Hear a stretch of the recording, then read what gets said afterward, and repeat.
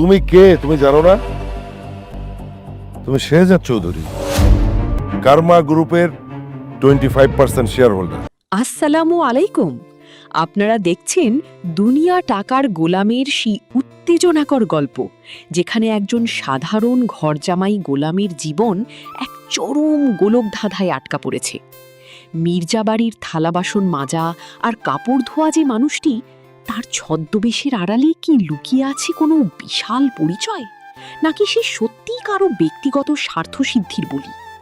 গল্পের শুরুতে যে গোলামকে সবাই অবহেলায় চাকর ভেবেছে, এখন সেই গোলামের ভয়ই বড় বড় ডন আর প্রশাসনের মাথা ব্যথার কারণ হয়ে দাঁড়িয়েছে।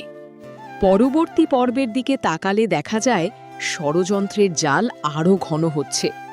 ঋতুর ভাই এবং তার সঙ্গীরা গোলামকে অপদস্থ করতে একের পর এক ফাঁদ পাচ্ছে। তারা ভেবেছিল চুরি বা মিথ্যা অপবাদ দিয়ে গোলামকে বাসা ছাড়া করবে, কিন্তু হিতে বিপরীত।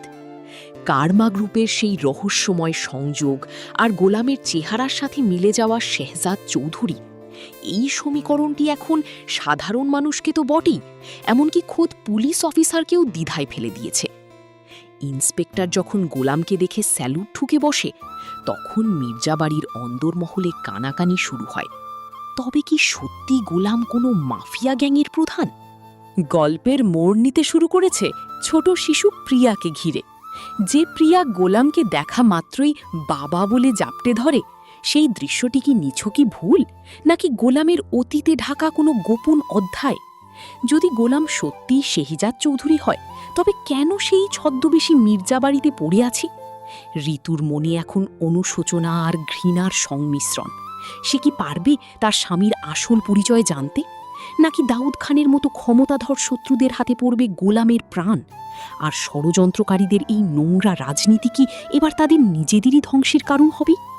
সব কিছুর উত্তর পেতে হলে আমাদের অপেক্ষা করতে হবে পরবর্তী পর্বের জন্য। গোলাম কি দাবার গুটি নাকি দাবার চাল? উত্তেজনায় ঠাসাই নাটকের রহস্যের জট খুলবে কোন দিকে? চোখ রাখুন, কারণ সত্য সামনে আসা শুধু সময়ের অপেক্ষা। আল্লাহ হাফেজ।